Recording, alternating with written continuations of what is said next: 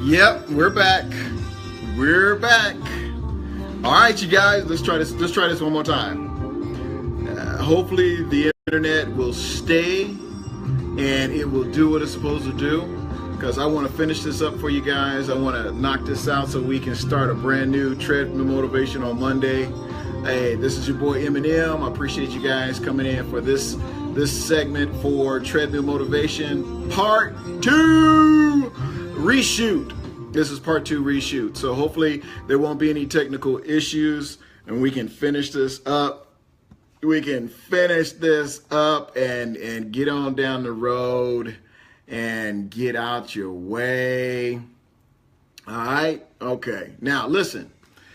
We've been talking about 6 steps. 6 steps. It's the end of the night. You're tired. To a happier, better life. Happier, better life. I want a happier, better life. You want a happier, better life. Everybody, I'm sure that's on this planet would love to have a happier, better life. What's up, Theodore? It's good to see you, man.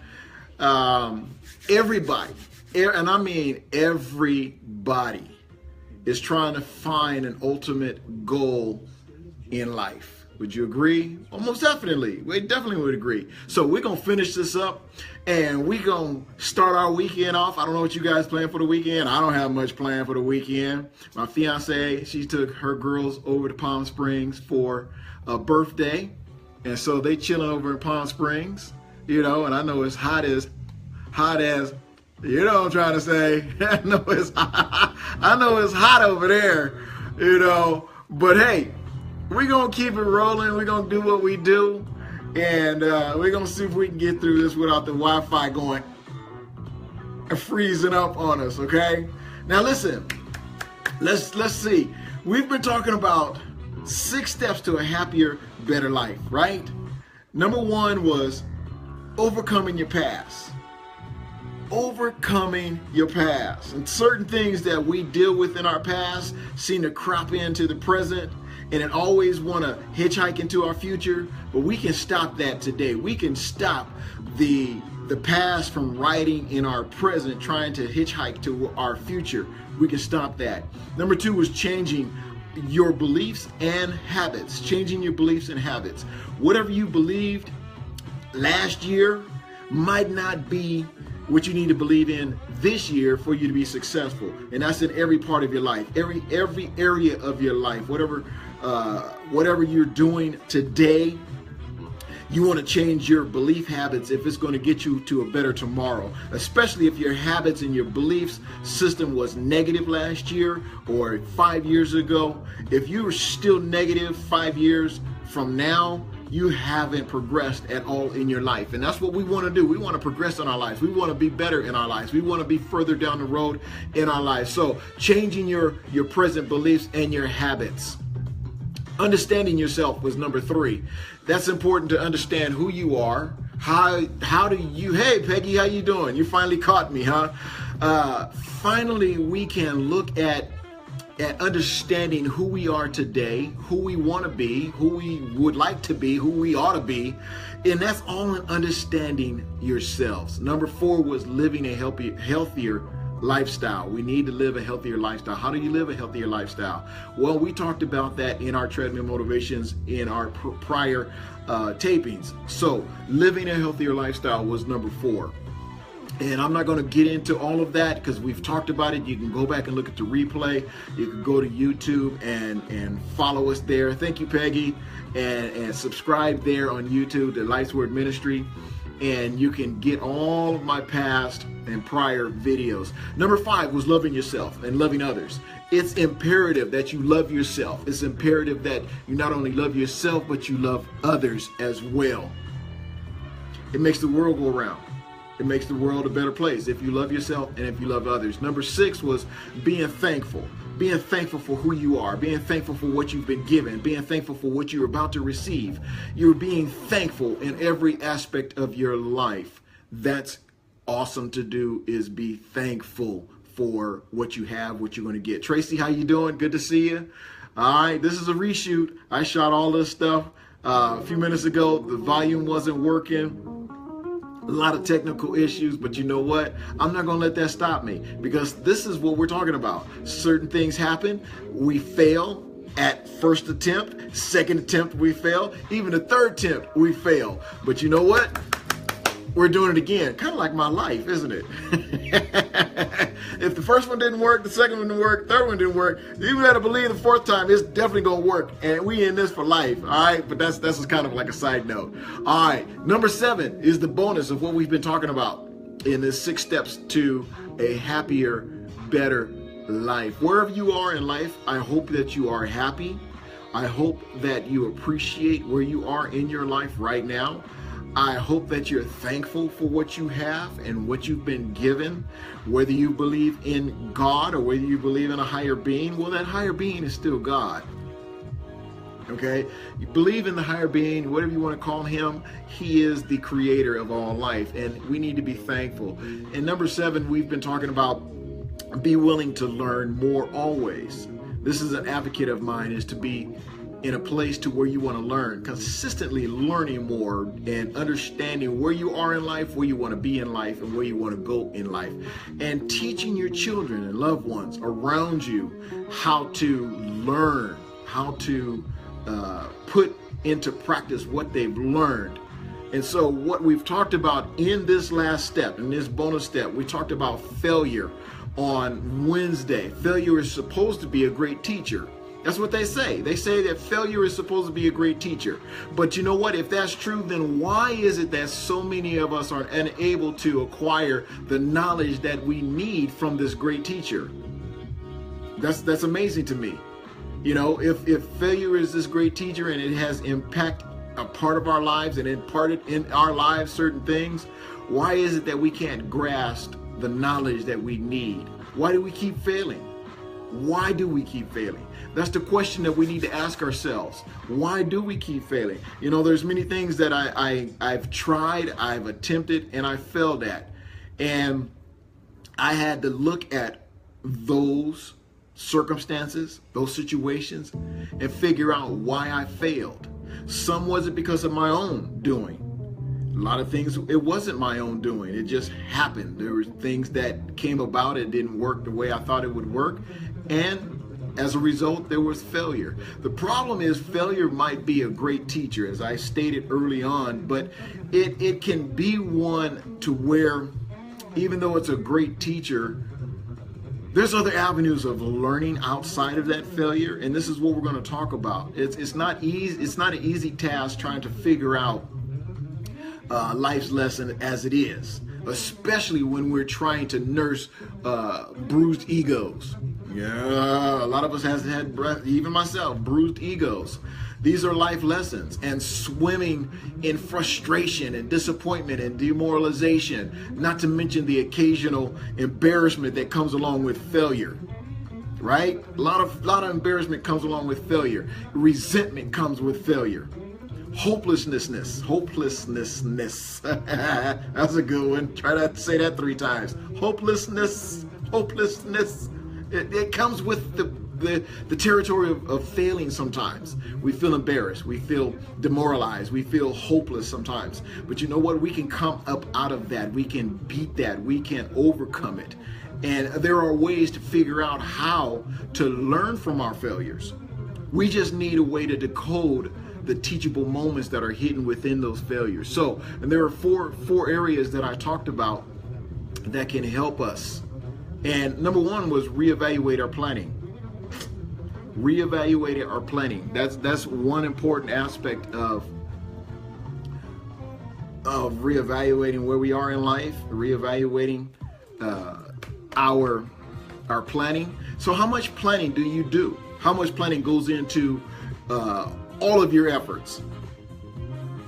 Because we have to look at our planning. We have to really sit down and negotiate with ourselves sometimes about some of the things that we're planning. Is that a good deal? Is that beneficial to us? Is that going to be beneficial to our families? How much time do you spend planning the best way to achieve your goal or task before you start them?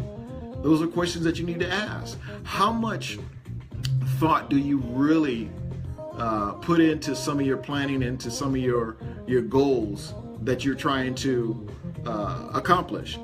Because if you don't put it too much thought into it, you know what? You need to anticipate some of the hurdles or problems that might arise and figure out how you would handle many of those problems and many of the hurdles when they come your way. The vast majority of us spend a little time. I mean, we spend little time, if any, on planning. We need to spend more time in planning. We need to spend more time in thinking about what we're getting ready to get into. You know, we decide that we want to do something. How much planning has gone into that? Others outside, they don't know how much planning you've done. They might think that you've rushed to judgment. Oh, why don't you wait a while? Why don't you do this? Why don't you do that? They don't know how much preparation that has gone into your planning. They don't know. You know, they just see you acting and reacting and moving and shaking and things, getting things done because you have timelines that you're going by. It's not their timeline. It's your timeline. You don't work according to someone else's time frame. It's your life. It's your happiness. It's your business goal. It's your achievements, whether it's school, whether it's business, whether it's ministry. As long as you have a plan in place, stop worrying about other people's time frame. It's not their time frame. It's your time frame. And as long as you have sat down and you've planned accordingly, don't worry about whether people think you're moving too fast, you're moving too irrational, you're moving too quickly. As long as you've sat down and you've thought about it, you've prayed about it, and you've gone over your plans, and you know that it's going to work. Go with it. Trust your God-given instinct. Trust God for one. Trust him to know that if he has already anointed it, if he's already approved it, if he already approved it, you don't need man's second opinion. Trust God. Trust God with those decisions. Number 2, reevaluating your preparation. Reevaluate your preparation. Here again is a step that too many of us, we skip, despite it being a rather crucial one. For example, if we would consider someone whose goal is to get healthy, and their goal is to join a gym, and they want to go 3 times a week. Now, they might plan this out accordingly, but what happens if, let's say, the babysitter calls and says they can't make it?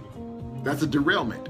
What happens if you've planned to do something and you've made every attempt to get there, but something has gotten in the way? That's a derailment. Those are derailments, and they come pretty regularly when you think about it. Things happen, and it's going to happen. But you have to be persistent in what you're doing. You have to be persistent in your planning. You have to be persistent and consistent. It's like people come in and they go out on these videos. They come in, they see, they listen a little bit, they go out. You know, they're just in and out, in and out, in and out, in and out. And that's fine with me, and that's okay. Because who needs to see this? They'll sit and they'll listen. Who really needs to hear this? They'll sit and they will take in whatever they need to take in. I always say, eat the whole chicken, spit out the bones. You know, spit out the bones.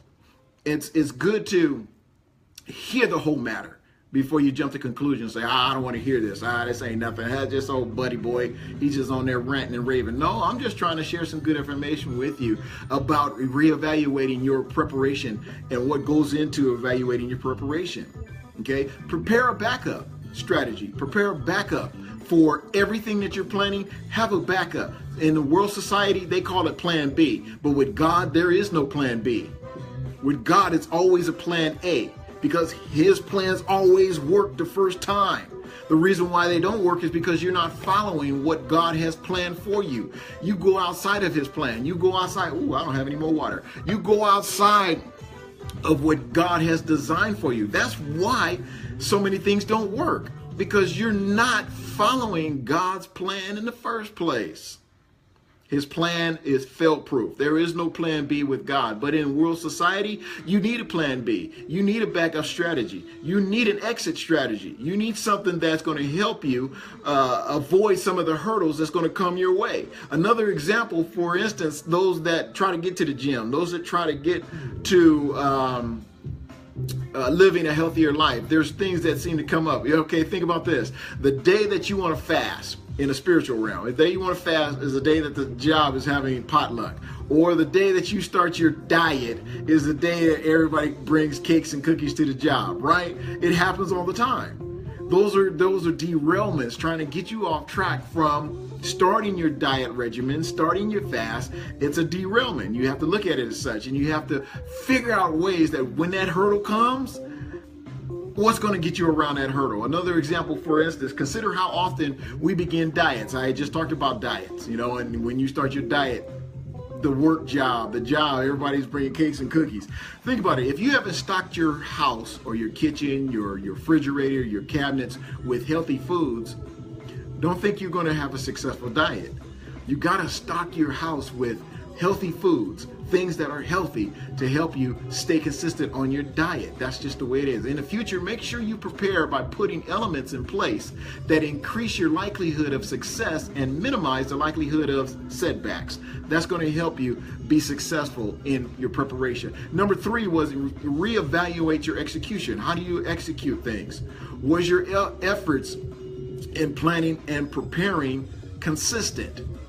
Or did you experience some lag somewhere along your work ethics? Did something lag along the way? Your motivation, your general mindset. What stopped you along the way that kept you from succeeding in what you've planned and what you prepared for? Go back and assess when and why the ball was dropped. Certain things dropped, you got to find out why. Where did it drop? What was the reason why it dropped? Find that out. Go back and reevaluate it. Number 4, what we're talking about today is focus on the variables in your control. There's a lot of things that are in your control that you may not realize. There's a lot more in your control than you realize. People feel that, oh, wow, that's out of my control. That's out of my control. Really? Have you really thought about what's in your control and what's not in your control? Failure can make us feel passive. It can make us feel helpless. It can also lead us to believe that we'll never succeed no matter what we do or what we try. That's failure's job. However compelling these feelings are, they are no more than perpetual distortions. That's all they are. Tricks of the mind that the mind plays on you after experiencing a failure. You ever experienced a failure and then the next attempt, all these thoughts come into your mind? You'll be thinking, I don't know if I really want to do this again. I don't know if I want to attempt this again. You might have failed at a relationship. And then all of a sudden now you're thinking, should you get into another relationship? Should you even give it a try? Don't listen to the naysayers. If love is your ultimate goal, then try it again. Stop worrying about what you were experiencing in your last relationship. That was your last relationship. That was your last business deal. That was your last business venture. Use the failures or the disappointments from that to help you to something else better relationship, better business dealings, better business projects. Learn, take it to the future to not fall into the same trap. The truth about this is we always have more control over things than we realize.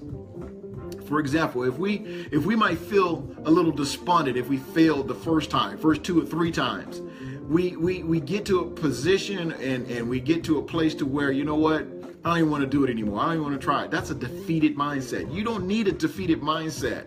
God is greater in you than he that is in the world. So you don't need that type of mindset. It's always in your mind. Stop thinking about the things that you can't do. Think about the things that you can do. It's all changing your mindset. Changing your mindset. If we could understand that our life isn't predicated on our past failures. Our life is predicated on where we are today and where we want to be in the future, and changing, just tweaking the things that did not work for us to be successful. I had made an example about feeling despondent when we fail if we didn't get a promotion. Many of you have tried out for promotions. Many have gone up for promotions. You've done things for promotions and you didn't get that promotion. How did that make you feel? You were a little bit despondent. You were disappointed. You might have been embarrassed because you felt that you did everything in your powers to get that promotion, right? You thought everything. You thought it all out. You planned it. You worked on it, but it still wasn't good enough. At least that's what they say. It wasn't good enough for you to get that promotion because your sales figures did not measure up for several quarters in a row. And so now they're saying, well, you don't get that promotion because your sales were down for the past few quarters. Yeah, that hurts. That stings. But you know what? We try harder. We try harder. We do better. Better than ever before. Yet, even in that, it seems like our efforts are not sufficient enough. But that's a lie. Don't believe that. What can we do? There's plenty we can do. There's plenty that you can do in order to get that promotion the next time, in order to get that raise the next time, in order to get that girlfriend the next time, that boyfriend the next time. Whatever it is, you can always do better. You can always, Gwendolyn, what's up? Good to see you. You can always strive to do better. There's workshops, there's seminars. You can beef up on your sales skills. You can beef up on your motivational skills, your speaking skills. You know, there's things that you can practice on to make you better. It's like I would tell people that before you do these types of videos, Facebook Live, practice. Before I even thought about doing Facebook Live and stuff, you know, I was always in front of a crowd anyway. Most of my life I was in front of a crowd. You know, that's what happens when you grow up in church. You know, you're always in front of people. So talking in front of people wasn't a problem. You know, and then when I got into acting and modeling, you know, that was a giving because, hey, I loved acting. I loved modeling. I loved being in front of the camera. I loved how the camera made me look at that particular time, you know. And then I learned other skills when I went into theater. It taught me a whole different thing of projecting my voice and being animated and you know, instead of just sitting there talking blah, blah, blah, blah, blah, blah, blah, blah, blah. Now they taught me how to talk with my body, talk with my emotions, talk with my, you know, animation. You know, you bring into a conversation more than meets the eye. Now you can project. There's different things that make you better, different things that you can practice to make you better. But what are you willing to do? What are you willing to sacrifice in order to be better, to get that promotion the next time? Are you willing to sacrifice? Are you willing to go that extra mile? Are you willing to take that workshop, that seminar to improve yourself on your presentation skills? Are you willing to go that extra mile to take up classes that will help you to oratate better? A lot of us aren't eloquent in speaking. You know, you might stutter, you might flub up a few words. So what? Just be yourself. It doesn't really matter, does it? You know, don't be so hard on yourself to be so perfect in everything. We're not perfect beings. Hello? Here's a public announcement. We are not perfect beings. We all have flaws. Whatever that flaw is, why don't you use that to your benefit? You look at some of the speakers today and what they have to work with. You look at it and you go like, dang, I can do that. I'm better than them. Well, instead of talking about it, be about it. Walk the walk. Go out there and show your stuff. Show yourself. Show us what you got, right? So whatever it takes. Like I said, there's knowledge out there. There's skill out there. You just have to go out there and apply it. You just have to go out there and track it down. And in the area of you improving yourself as a sales associate or anything in those aspects of life, improve your networks. Cultivate stronger relationships with management, you know, within the company. You know, figure out other ways in which you could take the initiative to prove that you are worth what you're seeking. You're worth that raise. You're worth that promotion. Show that side of you. You're worth it. So you have to show that side. You gotta go above what you've been doing. Go that extra mile. And as long as you know where and how to look for these different skills, you know what? Failure can indeed be a great teacher. So when failure comes, embrace it. When failure comes, learn from it. When failure comes, just say, thank you. I'm going to learn from this last mistake. I'm going to learn from this last heartache. I'm going to learn from this last disappointment. I'm going to learn. What are you learning? What are you learning? So many things that you can learn. And like I say, even in this treadmill motivation, I'm not like the best.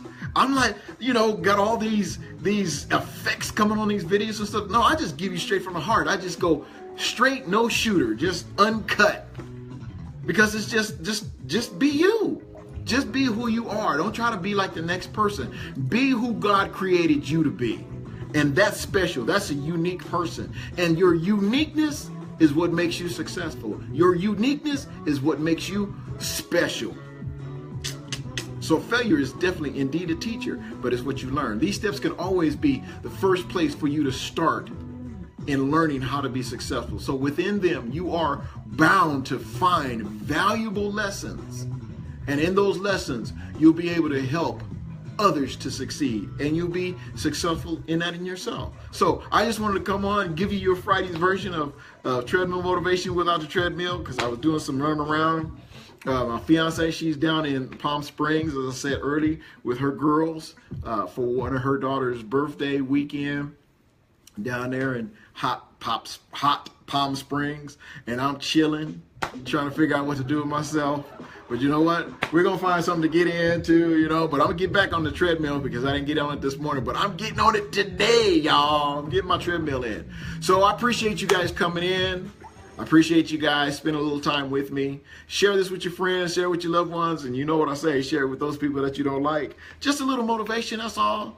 And we definitely gonna see you on Monday, and we're gonna have some good stuff for you Monday, you know, some new treadmill motivations for you, you know, trying to get out some good stuff for you, get you all hyped up and ready to go for the week. So I pray that God blesses you for this day. I pray that he covers you this weekend. I pray that he blesses you and your family. I pray that you stay safe this weekend. Remember to love yourself. Remember to love others, right? Love God, love yourself, and by all means, love others. We want you to be safe this weekend. Appreciate you guys. Remember, you can always follow us on all the social medias that are out there. Everything is Life's Word Ministry, except for Twitter. It's Life's Word Men, M-I-N. But everything else is Life Words Ministry. If you want to contact us, lifeswordministry@gmail.com. If you want to donate to our ministry, go over to Facebook, Life Word Ministry, and you can donate there. We appreciate everyone that has donated. Man, we appreciate you. We thank you. We love you. You're going to see the effects of those donations. You know, we just don't ask for something and don't do nothing with it. We ain't that type of ministry. You know, we put it to work. We put it to work, and we have a lot. We have a lot, and we're going to be sharing with you some of our goals that we're going to be taking on, some of the directions that God has given us. I'm gonna tell you, you're gonna be impressed. I'm telling you, you have to be impressed because it's God's work. You're gonna definitely be impressed with what we have. You know, the campus that we're looking to build, the ministry that we're looking to build, the jobs that are going to come from our efforts in this ministry, because that's what we're looking forward to is developing jobs. For those that are looking for good jobs, good paying jobs with good benefits. Hello, good benefits. So through that, God is going to bless your efforts of giving, and God is going to bless others, because as others give, God is going to increase the work. And I'm going to tell you, we got some good things in store. Keep it locked. Keep it locked. The Christine and Malachi show is coming back the first part of the year. We gave it a break because we're getting ready for this wedding and everything. Beginning of the year, we got a Live, Hope, and Change campaign going. You're going to love it. We want you to get ready.